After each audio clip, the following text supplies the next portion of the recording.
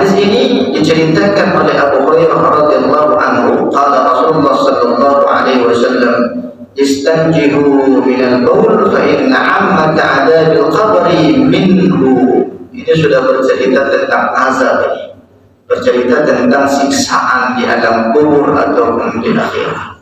Maka apa kata Abu Hurairah radhiyallahu anhu? Rasulullah sallallahu alaihi wasallam bersabda di dalam hadis ini, istanzahu minal baul, beristinjahlah daripada kencingmu, daripada kotoranmu, kata Rasulullah. Fa inna 'ammata 'adzabil qabri minhu, sesungguhnya kebanyakan umat manusia diberikan siksaan di alam kubur dikarenakan masalah.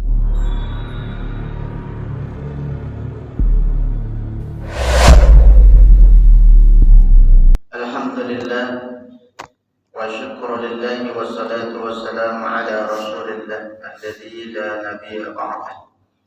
La hawla wa la quwwata illa billah. Allahumma la ilma lana illa ma 'allamtana innaka antal alimul hakim. Allahumma shrah lana sudurana wa yassir lana umurana wa hlul 'uqdatan min alsinatina yafqahu aqwalana. Allahumma a'inna ala dzikrika wa syukrika wa husni ibadatik. Alhamdulillahilladzi ahyana ba'dama amatana wa ilayhi an-nusyur.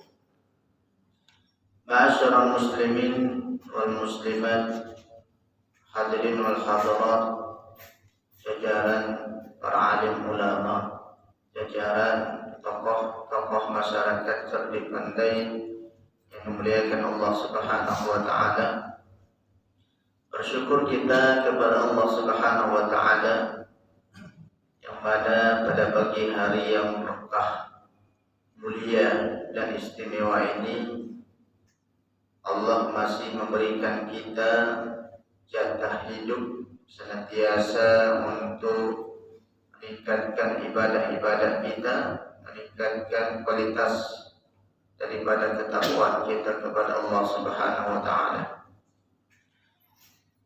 Kemudian salawat beriringkan salam kita haturkan ke junjungan kita, yakni Rasulullah sallallahu alaihi wasallam, yang berlafazkan Allahumma salli ala sayyidina Muhammad wa ala ali Muhammad. Assalamu alayka ya Rasulullah.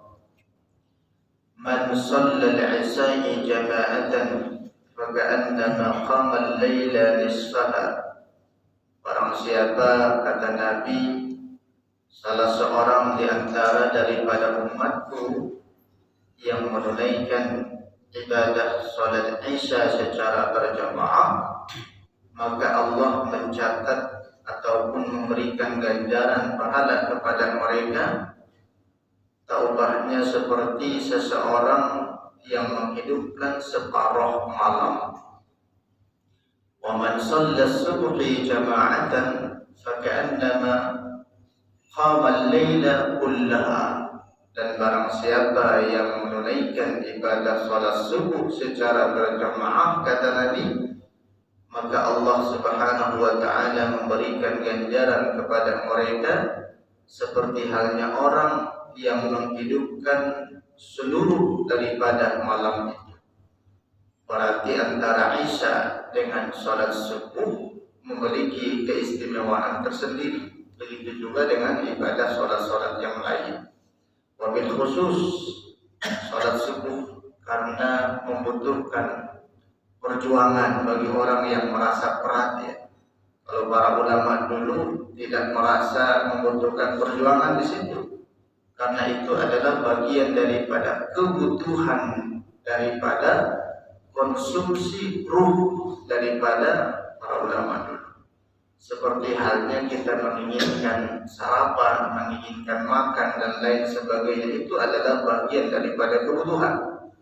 Maka kalau kita sudah merasa sholat itu adalah kebutuhan, majelis itu adalah kebutuhan, silaturahim itu adalah kebutuhan, berarti orang ini derajat daripada keimanannya sudah di atas rata-rata. Kalau kita masih merasa keterpaksaan ataupun sebuah kewajiban yaitu adalah orang yang biasa, yang normal, karena sholat itu adalah sesuatu yang diwajibkan kepada kita. Maka jangan sampai yang kita meninggalkan sholat subuh ini. Orang yang sholat subuh secara berjamaah, insya Allah sholat yang lainnya itu juga akan ditunaikan dengan sendirinya.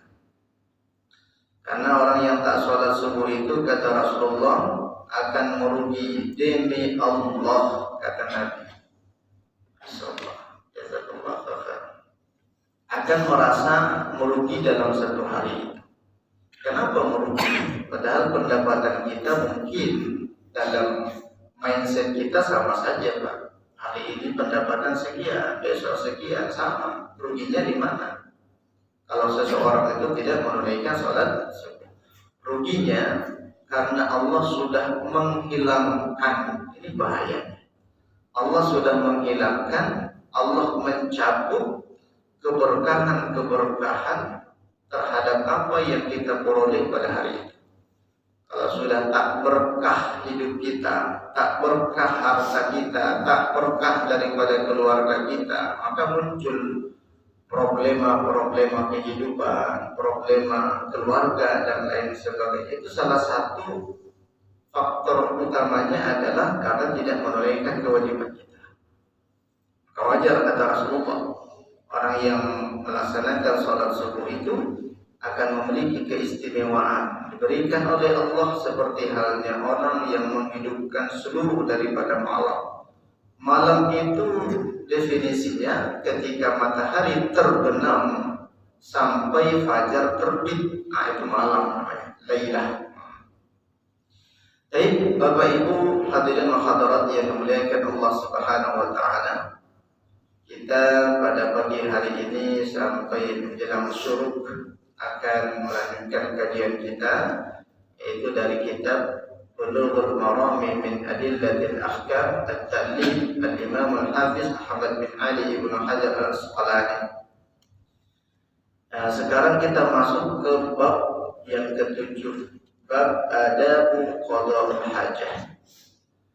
Nah, ada beberapa hadis yang insyaallah akan kita kaji ataupun kita diskusikan pada pertemuan kali ini. Ada 3 hadis yang menjelaskan tentang bab Adabul Qada'ul Hajah. Yang pertama, hadis ini diceritakan oleh Anas bin Malik radhiyallahu anhu. Qala kana Rasulullah sallallahu alaihi wasallam idza dakhala al-khala'a wa da'a khatamahu akhrajahu al-arba'ah. Kalau sudah di ujung daripada hadis ini al-arba'ah, berarti artinya ada 4 ya, arba'atun. Berarti ulama ataupun sahabat-sahabat, kalau kita lihat seperti halnya Anas bin Malik radhiyallahu anhu termasuk bagian daripada ahli hadis yang mengutip dari beberapa sabdanya Rasulullah sallallahu alaihi wasallam. Nah, akhrajahul arba'ah, ada ulama daripada muhaddisin 4 orang yang menyepakati terhadap kesahihan daripada hadis ini. Terkadang kita temukan muttafaqun alaih, berarti ada 2 ulama yang sepakat, yaitu Imam Al-Bukhari dan juga Imam Muslim. Kalau sudah muttafaqun alaih, otomatis derajat hadis itu sahih. Hadis ini akhrajahu al-arba'ah wa huwa ma'lumun. Ma'lum dalam artian li'annahu min riwayat Ibnu Jarir an Jahra an Anas wa Ibnu Jarir wa la yusamma min al-Zahra sampai seterusnya. Nah, makna daripada hadis ini, kana Rasulullah sallallahu alaihi wasallam idza dakhala al-khala' wa da'a khatamahu. Khala' maknanya tempat yang jorok ataupun tempat yang bernajis. Khala' itu bisa kita artikan ya WC gitu, kamar mandi. Terkadang kan kalau kita di Indonesia kamar mandi itu sudah include di dalamnya, ada tempat mandinya, ada WC-nya dan lain sebagainya. Padahal khala itu maknanya WC-nya, tempat buang air kecil ataupun buang air besar.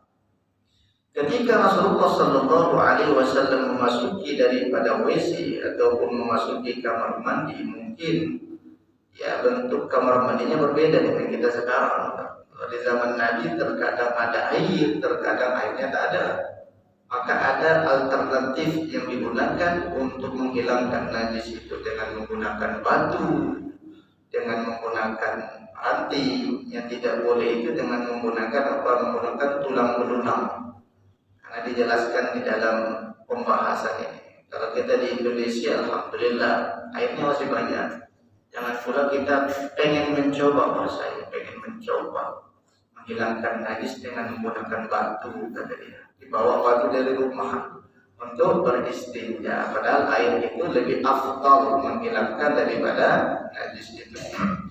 Maka ketika Rasulullah Shallallahu Alaihi Wasallam memasuki daripada WC, wada'a khatamahu, beliau meletakkan daripada cincinnya.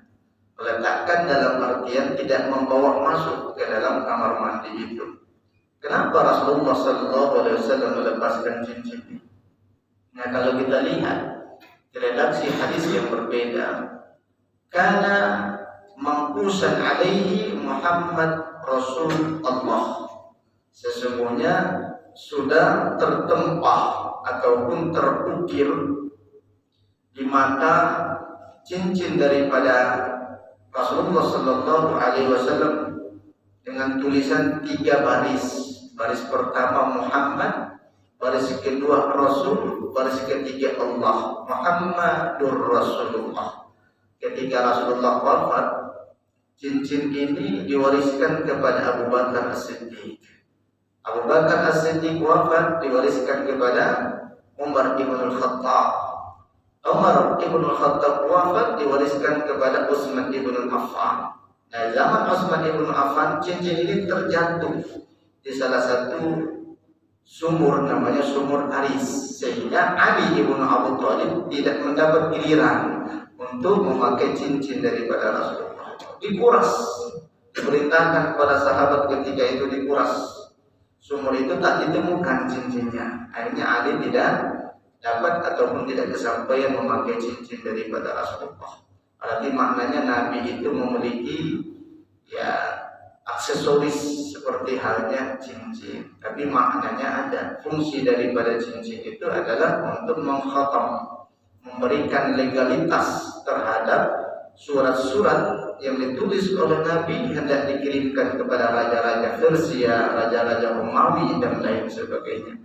Maka Nabi ternyata cincinnya itu tertuliskan Muhammadur Rasulullah, nama Allah ada di situ. Sehingga Nabi yang tidak membawa cincinnya ke dalam kamar mandi, diletakkan di luar. Tapi ini sesuatu yang mungkin kita di Indonesia kurang pas ketika menanggalkan cincin kita diletakkan di luar. Kalau bisa jangan. Karena banyak orang yang berhusnuzon. Husnuzon itu kan berbaik sangka, oh ini cincin mata. Matanya itu ini kayaknya terbuat dari permata dan lain sebagainya. Banyak orang yang berhusnuzon. Jangankan cincin, yang lebih urgent itu yang paling laku di Indonesia. Ini tidak bisa kita pungkiri adalah sendal swallow yang masih baru. Nah, ini laku betul. Mungkin teman yang lain mengira ini sendal masjid dipakai oleh dia, ini harganya cuma seberapa. Iya, itu hukumnya berdosa, itu mengambil yang bukan hak kita.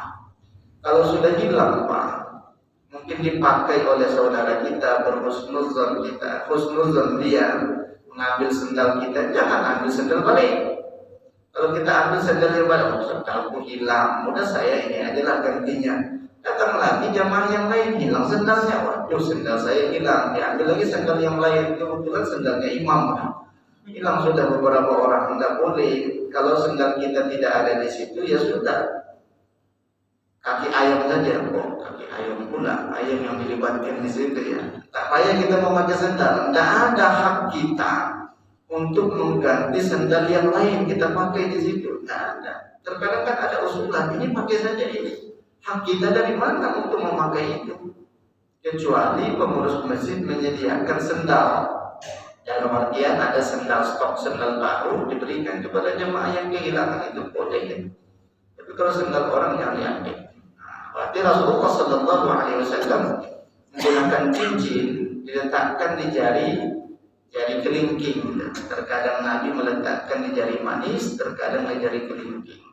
Karena pernah suatu ketika Ali menuturkan bersumber daripada Rasulullah Sallallahu Alaihi Wasallam, la tadu khatamika fi hadaini, jangan engkau letakkan cincinmu di antara dua jari ini, jari tengah dan jari telunjuk. Hukumnya makruh ya, bukan haram, tapi makruh, tidak dianjurkan. Yang dianjurkan itu jari kelingking ataupun jari manis. Bapak Ibu yang memuliakan Allah Subhanahu wa taala, ternyata bertuliskan kalimat Allah, ada Muhammadur Rasulullah. Maka ketika ada di dalam tubuh kita bertuliskan kalimat Allah, bertuliskan Al-Quran, itu dimakruhkan untuk dibawa ke dalam kamar mandi. Tidak boleh. Ini yang menyebabkan Rasulullah menanggalkan daripada cincinnya, karena ada tulisan Allah di situ. Maka terkadang kita punya jaket, kita punya baju bersablonkan Al-Quran di belakang, bangga kita itu Al-Quran. Tapi terkadang kita lupa bawa ke kamar mandi, ini makruh betul. Makruh. Kecuali dalam kondisi darurat, illa lihajatihi, kecuali ada hajat di dalam membawa cincin itu. Ada kekhawatiran hilang, ada kekhawatiran diambil orang, dicuri orang, maka boleh ditanggalkan, tetap masukkan kantong, masuk ke kamar mandi. Itu dalam kondisi ada kekhawatiran barang kita itu diambil alih oleh orang lain. Kemudian yang kedua, nah sama ada ya kalimat Allah, begitu juga dengan tulisan-tulisan Al-Quran. Berbeda halnya seperti halnya handphone, Pak. Kita kan punya handphone ya. Terkadang ada instalan Al-Quran, ada instalan kitab-kitab yang lain. Apakah boleh kita bawa ke kamar mandi? Jangan sampai Bapak meletakkan di luar kamar mandi handphone itu. Jangan, ini saya tidak menganjurkan ya. Ini Ustaz kemarin menganjurkan diletakkan di luar. Nah, sehingga banyak ya orang yang mengambil kesempatan, terkadang tidak ada niat orang itu untuk mengambil, tapi ada celah yang diberikan oleh orang lain. Nah, ini juga sesuatu yang dianjurkan bagi kita untuk menghilangkan celah kepada orang lain untuk bermaksiat. Kan ada ayat Al-Quran di situ.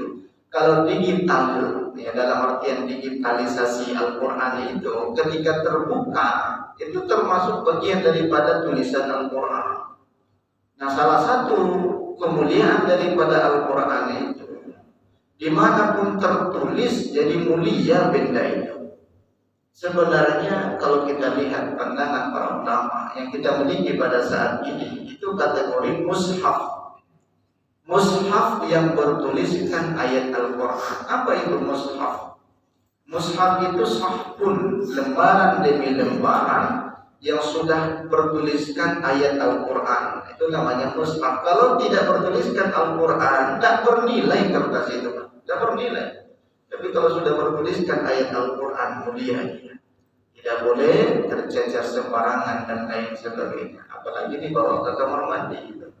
Itu makruh. Tapi tidak termasuk derajat kepada haram. Jangan kita membawa sesuatu yang bertuliskan ayat Al-Quran, nama Allah dan lain sebagainya ke dalam kamar mandi. Nah, kalau kita lihat salah satu fatwa di Lajnah Ad-Daimah di Saudi Arabia memberikan fatwa diharamkan bagi setiap warga menggunakan handphone dengan men-setting ya alarm ataupun bunyi hubungan ketika di telepon, itu kan nada deringnya itu menggunakan ayat Quran, itu haram dari fatwa Saudi itu. Loh, kenapa diharamkan? Kan bagus ayat Quran. Ya terkadang kita men-set nada deringnya itu ayat Al-Quran belum sempurna. Qul huwallahu diangkat oleh dia. Katakanlah bahwasanya Allah itu apa. Nah, ini salah satu fatwanya, karena tidak sempurna ayat itu sudah hilang dengan sendirinya. Belum sempurna ayat itu sudah terangkat oleh kita. Diangkat oleh kita, dijawab dengan kalimat apa? Halo. Ini kan kalau kita satukan qul huwallahu ditambah dengan kalimat yang tidak baik, ini kan apa maknanya? Ini yang menyebabkan ya para ulama di Saudi Arabia memberikan fatwa itu. Terkadang juga kita di kamar mandi, ada pula yang menghubungi, berbunyilah orang itu dalam kamar mandi surat Al-Fatihah, tidak belum, tidak elok itu. Mandinya nada-nada yang lain, ya, seperti itu. Ini salah satu alasan yang bukan berarti ayat Al-Quran kenapa tidak boleh, boleh, tapi dengan ketentuan tersendiri. Jangan sampai ayatnya tidak sempurna sudah kita angkat dan lain sebagainya. Kalau ayatnya kita tunggu sempurna, ternyata itu yang menghubungi orang rumah, ya siap-siap saja. Lama bang diangkat, pasti seperti itu. Ada alasan-alasan tertentu.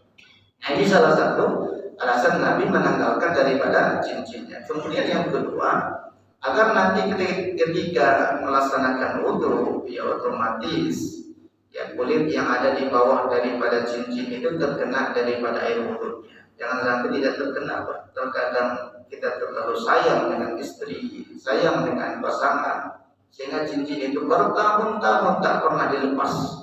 Ketika dilepas saja itu sudah bekasnya itu sudah nampak betul. Maka kalau kita tetap menggunakan itu cincin itu, ya otomatis dilonggarkan, di sela-sela, ya, diputar-putar, sehingga air wudhunya terkena. Nah, ini yang pertama berkaitan dengan adab al-qada'u hajah. Kemudian yang kedua, diceritakan oleh salah seorang sahabat namanya An Abi Qatadah radhiyallahu anhu, qala Rasulullah sallallahu alaihi wasallam, la yamassanna ahadukum dzakarahu bi yaminihi wa huwa yaqul wa la yatamassah min al-khala'i bi yaminihi wa la yatanaffas fil ina'i. Ini ada 3 larangan yang disampaikan oleh Nabi. Larangan ini la nahiyah. La itu berkaitan daripada larangan, dan larangan itu tidak sampai derajat haram, ya, tidak sampai derajat haram, tapi hanya sebatas makruh. Nah, apa larangan di dalam hadis ini diceritakan oleh Abu Qatadah radhiyallahu anhu, la yamassanna ahadukum dzakarahu bi yaminihi. Kalau bisa jangan kita cebok menggunakan tangan kanan. Jangan kita istinja menggunakan tangan kanan, kecuali dalam kondisi tertentu. Mungkin tangan kanannya tidak bisa berfungsi normal, dia otomatis menggunakan tangan yang lain, dan mungkin tangan orang lain itu. Sedangkan tangan kita yang dua ini tidak berfungsi, baru membutuhkan bantuan. Mungkin tangan anak kita dan lain sebagainya, nanti kalau sudah buzur dan lain sebagainya. Nah, salah satu yang tidak dianjurkan ketika dalam beristinja itu adalah menggunakan tangan kanan. Ya, menggunakan bukan berarti diskriminasi ini tangan kiri ini sesuatu. Memang ketentuan habitatnya seperti itu di dalam penciptaan. Karena kata Rasulullah SAW, segala sesuatu itu lebih dianjurkan tayammun. Bukan tayammum, ya. Tayammum itu mendahulukan yang kanan. Bukan berarti semuanya dalam kondisi secara global, tidak. Kalau mendahulukan tangan kanan, ya ketika istinja tangan kanan juga dia. Kenapa mendahulukan tangan kanan? Tidak, ada ketentuan tertentu. Begitu juga dalam pelaksanaan ibadah sholat, memang ketika makmumnya sendirian, ya otomatis diposisikan ke sebelah kanan. Satu makmum laki-laki sebelah kanan, satu makmum perempuan di rumah, kita berjamaah di rumah karena mungkin hujan lebat dan lain sebagainya, ya posisi istri itu bukan di sebelah kanan, tapi posisi istri itu di belakang, pas sejajar di belakang kita. Ya, kalau di sebelah kanan nanti menjadikan alasan bagi bapak, berarti sebelah kirinya kosong, ada dia harus diisi jamaah yang lain. Tapi di belakang. Nah, jamaah ataupun shaf yang selanjutnya ini sering disampaikan, tidak semestinya jamaah itu lebih mengedepankan ke sebelah kanan secara keseluruhan. Nanti shaf yang pertama sudah sempurna, masuk shaf yang kedua, waduh ini sunnah ini ke sebelah kanan. Akhirnya mojok dia sendiri ke sebelah ujung kanan. Tidak, ini ada ketentuan tersendiri di mana posisi imam. Disitulah kita dia berdiri. Nah, ini namanya tayammun. Nah, berkaitan daripada istinja itu disampaikan oleh Nabi, la yamassanna ahadukum dzakarahu biyaminihi. Jangan sekali-kali, kata Nabi, engkau beristinja menggunakan tangan kananmu kecuali dalam kondisi tertentu. Wa huwa yaqul, ketika dia buang air kecil ataupun buang air besar. Wala yatamassah minal khala'i ya biyaminihi wala yatanaffus fil ina'i. Ketika kita coba ataupun membersihkan najis dari kemaluan dan lain sebagainya, lebih dianjurkan menggunakan tangan kiri. Tapi ujung daripada hadis ini dikaitkan lagi oleh Rasulullah, wala yatanaffas fil ina'i, dan jangan dia bernafas di dalam sebuah bezana. Loh, kenapa dikaitkan khala? Khala itu kan kotoran dengan tanafas, dengan seseorang bernafas. Ya, bernafas dalam artian ketika kita menikmati kopi, menikmati teh, tapi kita sedot dulu ketika meminum daripada teh itu sembari kita bernafas di dalam cangkir itu, di dalam gelas itu. Ini sesuatu yang dimakruhkan. Kenapa? Karena nafas yang keluar itu ini menimbulkan bakteri, ada bakteri di situ. Maka kata Rasulullah, ketika minum itu tahan nafas. Ya, sedot minuman itu, ketika sudah letakkan gelasnya baru kita bernafas. Nah, terkadang kita tidak memikirkan daripada bakteri itu sendiri. Bahkan saya melihat agak sedikit aneh memang, ya, ketika ada di antara orang tua kita yang ahli hisab. Nah, ini ahli hisab ini kan agak sedikit aneh. Nah, yang ahli sedot. Nah, ahli sedot itu ketika hendak memasuki kamar mandi, di situ pula dia menghidupkan rokoknya. Nikmatnya nggak tahu di mana. Mungkin bagi orang yang ahli hisab saja. Ya, berarti yang dia sedot itu dua kuman, dua bakteri dari rokoknya, bakteri daripada apa yang dia buang. Bukan berarti kita tidak ataupun dilarang untuk bernapas dalam kamar mandi. Ini boleh juga kawan itu kalau tidak boleh bernapas dalam kamar mandi. Maknanya di situ adalah menghindarkan sesuatu yang mengandung bakteri. Sunnahnya, kalau kita lihat Rasulullah SAW menikmati itu kopi, ketika hendak disedot oleh Rasulullah membacakan Bismillah. Ditahan nafasnya menikmati daripada minuman itu. Setelah selesai, Alhamdulillah dikatakan. Ini berkahnya luar biasa disampaikan oleh para ulama kita. Sehingga kopi yang mengalir dalam tubuh kita mengandung keberkahan di dalam kehidupan kita. Karena disampaikan oleh Rasulullah SAW, kullu amrin jibalin la yubda'u bi bismillah fa huwa aqta aw ajzam. Segala sesuatu perkara di dalam kehidupan kita tidak diawali dengan basmalah, maka terputus dengan rahmat, dengan keberkahan yang Allah berikan dalam kehidupan. Berarti segala sesuatu itu bismillah. Ya, segala sesuatu bismillah. Terus kamar mandi juga ada doanya. Sudah masuk ke dalam kamar mandi, tidak boleh lagi kita bercerita. Tidak boleh lagi kita melihat handphone dan lain sebagainya. Karena kondisinya adalah untuk menghilangkan hajat. Ataupun kita qada hajat di situ. Rasulullah ketika masuk kamar mandi terkunci sudah. Dalam artian tidak bertutur kata, tidak menjawab seruan-seruan daripada azan. Menjawab seruan azan itu kan sunnah. Allahu Akbar, Allahu Akbar, kita jawab dengan nada yang sama. Kalau kondisinya kamar mandi terkunci itu. Mulai jangan sampai kita menjawab itu. Tidak boleh. Nah, kita fokus saja. Fokus untuk menyelesaikan hajat kita. Sudah selesai, maka doa yang dibacakan oleh Rasulullah keluar daripada kamar mandi, ghufranaka ya Allah, ampunilah aku. Nah, pertanyaannya, kenapa Nabi membacakan nafas Allah mengampuni daripada Rasulullah? Apa yang dia lakukan di dalam kamar mandi itu? Maka disyarah oleh para ulama kita, salah satu alasan Rasulullah mengucapkan ghufranaka setelah keluar daripada kamar mandi karena Nabi tidak sampai hati berzikir mengingat Allah ketika dalam kondisi kotor.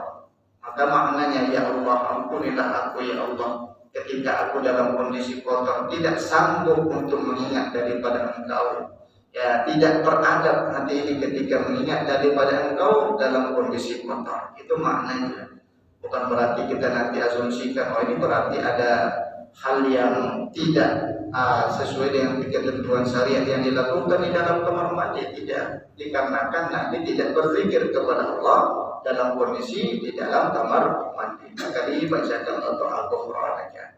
Kita di luar saja terkadang lupa untuk berzikir kepada Allah. Nah, ini jadi bermasalah. Jadi Bapak Ibu yang memuliakan Allah Subhanahu wa taala, kemudian kita membaca hadis yang terakhir ya, dalam pembahasan tentang adab al-qada wal hajah. Hadis ini diceritakan oleh Abu Hurairah radhiyallahu anhu, qala Rasulullah sallallahu alaihi wasallam, istanjihu minal baul fa inna ammata adabil qabri minhu. Ini sudah bercerita tentang azab ini. Bercerita tentang siksaan di alam kubur ataupun di akhirat. Maka apa kata Abu Hurairah radhiyallahu anhu? Rasulullah sallallahu alaihi wasallam bersabda di dalam hadis ini, istanzahu minal baul, beristinjahlah daripada kencingmu, daripada kotoranmu, kata Rasulullah. Fa inna ammata adabil qabri minhu, sesungguhnya kebanyakan umat manusia diberikan siksaan di alam kubur dikarenakan masalah kencingnya.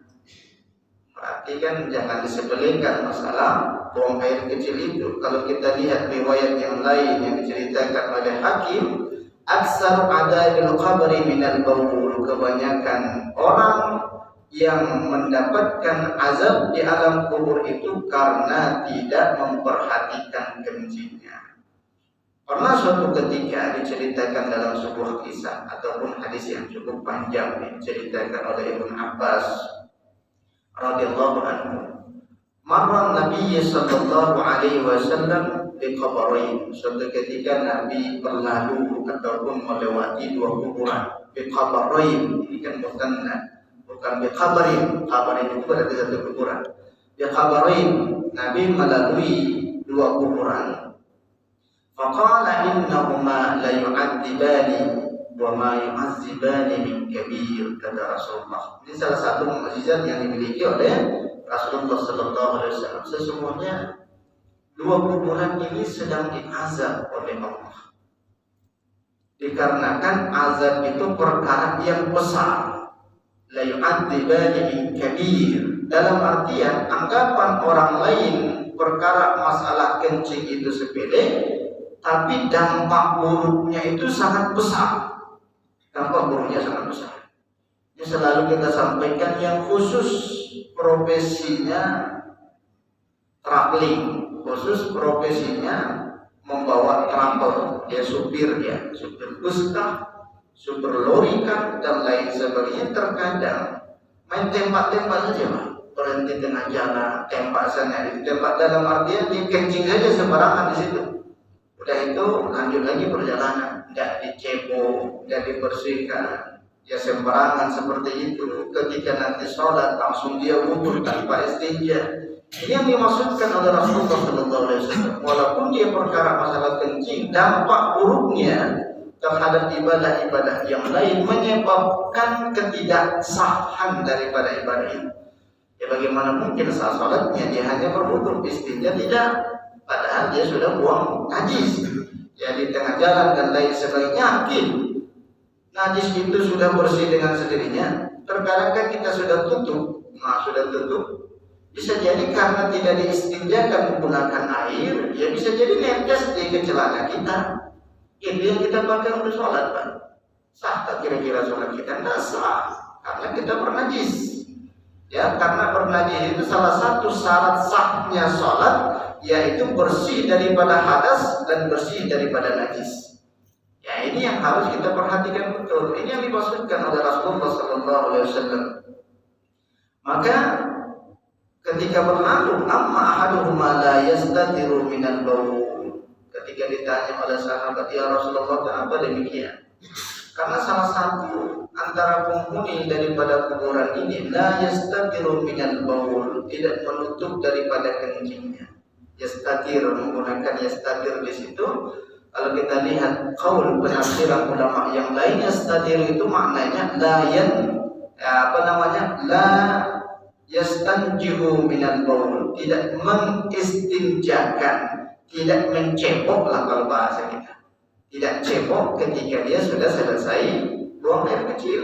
Ini mendapatkan azab yang luar biasa di alam kubur, kata Rasulullah. Maka ada upaya yang dilakukan oleh Rasulullah Sallallahu Alaihi Wasallam. Fa'akhadha jaridatur rutabah fasaqqaha nisfayn. Jadi tidak terfokus ke pembahasan itu. Nabi mengambil satu pelepah kurma yang masih basah, diambil fasaqqaha nisfayn, dipotong oleh Nabi 2 potong. Kemudian ditancapkan ke satu kuburan, ditancapkan lagi di kuburan yang kedua. Maka ditanya lagi oleh sahabat, ya Rasulullah, apakah makna, apakah hikmah dibalik daripada pelepah kurma yang masih basah ini engkau tancapkan di atas daripada kuburannya? Maka apa kata Rasulullah Sallallahu Alaihi Wasallam? La'alla yukhaffifu anhuma ma lam yaybisan. Kata Rasulullah, mudah-mudahan dengan perantaraan pelepah kurma yang masih basah ini Allah menghilangkan atau meringankan siksaan mereka berdua sampai pelepah kurma ini mengering, kata Rasulullah. Nah, ini kan salah satu makna yang cukup panjang. Ini terjadi juga perbedaan perspektif ataupun perbedaan pemahaman kalangan ulama. Fungsi daripada pelepah ini apa? Kalau fungsinya untuk menghilangkan ataupun meringankan azab, ya berarti boleh kita melakukan hal yang sama. Kalau fungsinya hanya perantara saja, tapi 2 orang yang dikubur itu diringankan azabnya karena syafaat daripada Rasulullah, berarti sia-sia sudah yang kita lakukan hal yang sama. Tapi kalau ulama yang berpandangan bahwasanya ada benda, setiap benda itu kata Rasulullah juga bertasbih kepada Allah. Tapi kita tidak mengetahui cara bertasbihnya seperti apa. Jangan diteliti itu, pohon itu bertasbihnya seperti apa didengarkan, nggak akan terdengar suaranya. Kalaupun kita dengarkan itu suara gesekan-gesekan ranting-rantingnya itu. Yang jelas kata Nabi, tidak ada ciptaan Allah Subhanahu Wa Taala yang tidak bertasbih kepadanya. Begitu juga dengan hewan dan lain sebagainya. Berarti pelepah itu bertasbih kepada Allah untuk meringankan daripada azab kubur. Ini pandangan keluar. Kalau yang pertama, ya karena perantaraan Nabi yang meletakkan itu, sehingga azab 2 orang yang dikubur itu diringankan oleh Allah. Ulama yang kedua berpaham memang itu dikarenakan Nabi yang menancapkan, tapi kita mengikuti apa yang dilakukan oleh Rasulullah, sesuatu yang disunahkan. Namanya ittiba'i ma fa'ala Rasulullah, mengikuti apa yang dilakukan oleh Nabi. Dan disitulah dasarnya kalau kita lihat ulama-ulama sekarang, khususnya di Indonesia, menganjurkan menanam sesuatu di atas daripada kuburan itu, karena ini mendapatkan dampak. Kalaupun tidak ada dampaknya terhadap si mayit, minimal kita mengikuti apa yang dilakukan oleh Rasulullah SAW. Ini terjadi khilafiyah di 2 pemahaman terhadap pemahaman daripada hadis yang tadi. Nabi wasaqqaha nisfayn, memotong 2 potongan terhadap pelepah kurma yang masih basah tadi. Jadi Bapak Ibu yang dimuliakan Allah Subhanahu Wa Taala, maka terakhir yang perlu kita pahami bersama, salah satu bentuk azab yang paling dahsyat di alam kubur yang secara umum mendapatkan azab itu terhadap orang yang sudah dikebumikan adalah orang yang tidak memperhatikan istinjanya. Maka bersihkan kencing itu. Bukan bekas kencing kita ini ketika mungkin di mana kita kencing kita siram sebanyak-banyaknya, tapi asal keluarnya najis itu. Istinja itu kan bendanya itu yang dibersihkan. Ya kalau di tengah jalan tidak ada air atau segala macam, ada alternatif yang lain, boleh menggunakan daun. Tapi ingat, cari daun yang tidak menimbulkan mudarat terhadap kita. Terkadang kan tidak bisa kita memilah-milih, karena ada kualitas daun itu yang menyebabkan gatal dan lain sebagainya. Ya boleh dengan benda yang lain. Kalaupun tidak, ya dengan minum kita bersihkan. Tapi bukan dicelupkan, ya, dibersihkan, disiramkan gitu. Ya seperti itu untuk menghilangkannya. Nah ini salah satu dasar yang menyebabkan kita disunahkan untuk memperhatikan terhadap najis-najis yang sudah kita keluarkan ataupun ada kita ketika melaksanakan fardu hajah. Jadi Bapak Ibu yang dimuliakan Allah Subhanahu wa taala, sahabat di waktu yang berbeda akan kita lanjutkan bab yang ke-8. Mungkin ada hal yang perlu kita diskusikan. Ada waktu kita 4 menit lagi atau 5 menit lagi. Karena waktu terbitnya pukul 6, lebih afdalnya kita takhirkan kurang lebih 5 sampai 7 menit. Kita sholat subuh. Silakan, ada yang perlu ditanyakan? Ada Ustaz. Ya, silakan. Assalamualaikum warahmatullahi wabarakatuh. Assalamualaikum warahmatullahi wabarakatuh. Sebagaimana yang Ustaz sebutkan tadi mengenai istighfar atau Ustaz. Sekalian, misalnya kami kerja Ustaz, tahu-tahu pulang, maaf ini karena sudah istirahat dengan sesuai dengan apa yang disampaikan Ustaz kalau Ustaz itu, tahu-tahu sampai rumah, nah, yang maaf nih celana dalam itu berbau kencing. Apakah sholat asarnya itu sah ataukah kita memfotonya sholat asar? Karena kita pulang sampai jam 4 Ustaz. Demikian, terima kasih. Assalamualaikum warahmatullahi wabarakatuh. Waalaikumsalam warahmatullahi wabarakatuh. Ada 2 permasalahan di dalam hal ini. Yang pertama adalah masalah qada.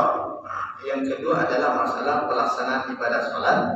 Karena salah satu syarat sahnya sholat tadi itu terhindar ataupun bersih daripada hadas, bersih daripada najis. Kalau kita bernajis, ya otomatis sholatnya tidak sah. Nyampe ke rumah, ini kok agak lain, agak familiar baunya, ya, seperti mungkin bau kencing. Tapi saya kalau tidak salah sudah memakai celana ini ketika sholat asar. Maka muncul keraguan, qada sholat asar ini. Diqada karena sudah yakin bahwasanya celana itu yang kita pakai baunya juga sudah berbau najis. Maka baru ingat, oh berarti otomatis sholat kita tidak sah. Qada, sholatnya wajib diqada. Karena qada itu kata Rasulullah, kapan kita ingat maka ganti daripada sholat itu. Nah, seperti halnya kondisi yang tadi. Tapi kalau kita tidak tahu dalam artian, ini ternyata celana itu baru beberapa hari ketahuan, tapi kapan ya? Nggak tahu. Berarti hal yang seperti ini tidak ada anjuran untuk mengqada daripada sholat. Sholat yang mana yang perlu kita qada? Karena kita tidak tahu hal yang seperti itu. Ya, berarti kalau tahu ya otomatis wajib hukumnya untuk mengganti daripada sholat itu. Karena sholatnya ya tidak sah. Kita bernajis dalam kondisi melaksanakan ibadah sholat tadi. Tapi kalau memang tidak ketahuan tadi dalam artian celananya pun kita tidak tahu apakah dia bernajis ataupun tidak, perasaan kita itu bersih. Ya, kecuali ada yang meyakinkan kita itu yang kita pakai sudah bernajis dan kita tahu sholatnya itu kapan. Nah, salah satu konteks yang menguatkan daripada permasalahan ini disampaikan oleh Rasulullah Sallallahu Alaihi Wasallam, "Da ma yarimuka ila ma la yarimu." Ketika ada sesuatu hal yang membuat engkau ragu, maka tinggalkan keraguan itu. Dalam arti tinggalkan, ganti. Kita ganti sholat asar itu menghilangkan keraguan. Tapi kalau kita yakin bukan itu yang kita pakai dan itu bukan termasuk daripada najis, ya otomatis tidak ada alasan kita untuk mengganti lagi sholat asar yang sudah berlalu tadi.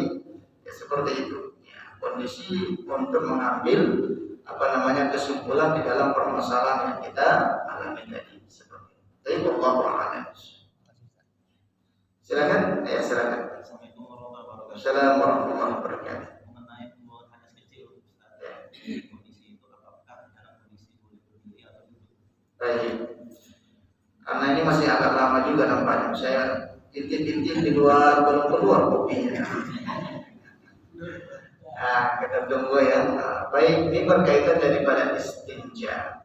Apakah boleh duduk? Apakah boleh berdiri? Ya seperti itu. Karena disampaikan oleh Rasulullah, la yabulanna ahadukum qa'ima. Jangan engkau kencing dalam kondisi berdiri. Ini teksnya seperti itu. Pernah suatu ketika Rasulullah hendak qada hajah, buang air kecil. Kebetulan si pekarangannya itu adalah najis, tapi sudah yastatir, sudah tertutup dengan orang lain aibnya. Dalam kondisi lokasinya itu bernajis itu. Ketika Nabi jongkok khawatir jubahnya, pakaiannya itu tersenggol dengan najis yang lain. Maka hal yang seperti ini Rasulullah SAW dalam satu qaul, ya qada hajat itu dalam kondisi berdiri dengan kondisi tertentu tadi. Bukan berarti boleh dong kita berdiri seperti itu. Kenapa? Disunnahkan, bukan wajib. Duduk itu ya boleh kita kencing dalam kondisi duduk, Pak. Kencingnya kemana-mana. Boleh kan jongkok, kita sebedakan. Kalau duduk kan kena ada semuanya.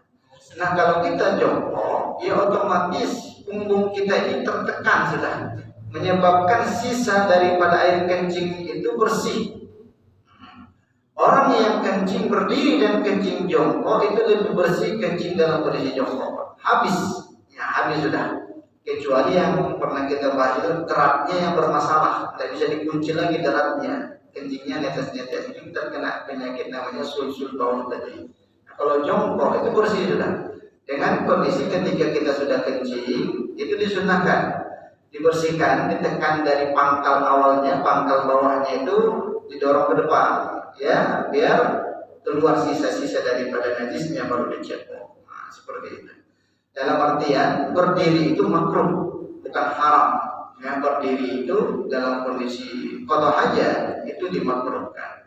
Kecuali dalam kondisi tertentu makruh itu hilang dengan sendirinya. Ya seperti itu. Wallahu a'lam. Ya silakan Pak Budi. Lama tak bertanya. Kata boleh berzikir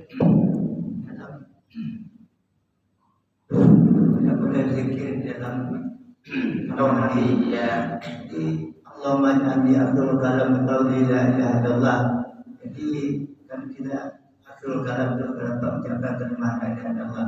Kalau zikirnya dengan menekan lidah ke langit-langit, bahwasanya kan hati yang berkata juga tidak boleh itu. Apakah mengucapkannya tidak boleh atau hati mengingat tidak boleh dengan menekan lidah ke langit-langit. Assalamualaikum warahmatullahi wabarakatuh. Waalaikumsalam warahmatullahi wabarakatuh. Ada doa yang disunnahkan kita masuk kamar mandi. Apa doa kita? Jangan lupa ya. Allahumma inni a'udzubika minal khubuthi wal khaba'ith. Doa itu dibaca ketika hendak masuk, bukan setelah masuk. Bukan setelah masuk kamar mandi baru kita baca doa itu. Hendak masuk baca Allahumma. Ini kan mengatasnamakan daripada Allah. Inni a'udzubika, aku berlindung kepada Engkau ya Allah dengan perkara-perkara hal yang najis. Dan ada yang memaknakan khubus itu adalah jin yang kotor, ini kelamin laki-laki, khaba'is jin yang kotor dari pihak perempuan. Berarti tertutup sudah pandangan mereka terhadap kita ketika berada di dalam kamar mandi. Nah, berkaitan daripada zikir. Zikir itu kan mengingat Allah. Dan ada beberapa cara kita untuk bisa berzikir. Baca Quran itu zikir juga, mengingat Allah. Kemudian kita bertasbih juga termasuk kategori zikir. Mengingat Allah tanpa dilafazkan juga termasuk bagian daripada zikir. Termasuk bagian daripada zikir. Maka salah satu alasan yang disampaikan dan diutarakan oleh para ulama, Nabi sebelum membacakan Alhamdulillahilladzi ashaba'ani wal afani tadi, terlebih dahulu membacakan Ghufranaka, ya Allah ampunilah aku karena tidak bisa dan tidak layak sepertinya aku mengingat daripada Engkau ketika dalam kondisi qada. Berarti tidak ada anjuran bagi kita untuk mengingat Allah, sama ada ia dengan perantaraan ucapan, sama ada ia dengan perantaraan ingatan ataupun dengan cara yang lain. Itu yang lebih afdal. Nah, hal yang seperti yang lebih afdal. Terus kenapa? Bagaimana halnya ketika orang ini mohon maaf meninggal di dalam kamar mandi? Ini namanya su'ul khatimah. Tapi jangan sampai langsung kita menjas ketika ada orang yang mati di kamar mandi, su'ul khatimah ini jangan. Bisa jadi dia terpeleset, bisa jadi terbentur, bisa jadi muncul penyakit yang lain. Tidak boleh kita menyimpulkan seperti itu, Pak. Itu fitnahnya luar biasa. Si fulan bagaimana meninggalnya? Di WC. Padahal kan orang ini masuk ke kamar mandi, terpeleset dia, terbentur kepalanya meninggal. Menyebar berita si fulan meninggal di WC. Ya iya, memang orang itu seperti ini. Muncul fitnah-fitnah yang lain jadinya. Ya seperti itu. Jangan langsung kita simpulkan. Hanya Allah yang tahu apakah dia husnul khatimah atau su'ul khatimah. Berarti anjurannya adalah memplongkan daripada pikiran kita, fokus pada hajat. Nggak layak kita mengingat Allah dalam kondisi yang membuang najis ya seperti itu. Tapi Allah. Bisa sikit lagi Ustaz. Iya silakan. Jadi setiap denyutan jantung itu kan ada setiap denyutan jantung itu kan mengucapkan kalimah gitu. Jadi teringat itu di dalam walaupun dalam kamar mandi tapi yang denyutan jantung itu mengucapkan mengingat-ingat gitu. Apa kata Pondek juga dia ingat. Ya ini masalah denyutan jantung. Kalau jantungnya tidak berdenyut, selesai kawan itu. Ya, selesai kawan itu.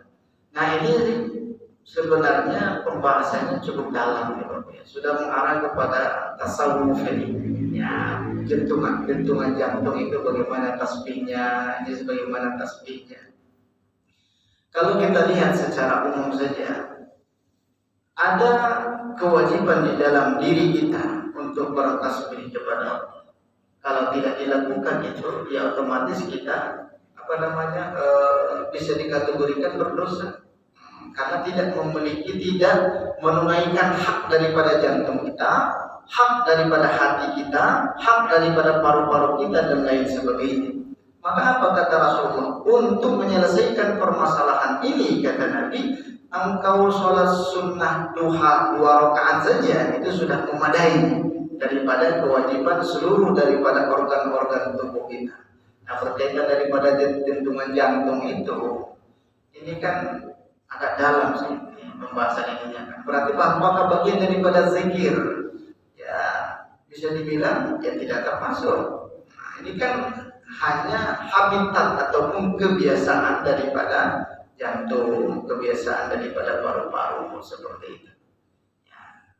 Ya seperti kurang lebihnya seperti itulah Pak ya. Kalau kategorikan nanti berzikir berarti tidak boleh dong, tidak seperti itu. Yang diingat dengan lisan ataupun diingat-ingat daripada Allah dalam kondisi kotor kan tidak layak kan seperti itu. Tidak pantas ya, kita mengingat daripada Allah dalam kondisi kotor saja. Tapi Allah a'lam bishawab karena bersyuruh sudah boleh untuk menunaikan ibadah salat Isya. Kita tutup majelis kita dengan lafaz alhamdulillah, alhamdulillahirabbil alamin dan doa kafaratul majelis subhanallahumma wa bihamdika asyhadu an la ilaha illa anta astaghfiruka wa atubu ilaik. Akhir kalamnya assalamualaikum warahmatullahi wabarakatuh.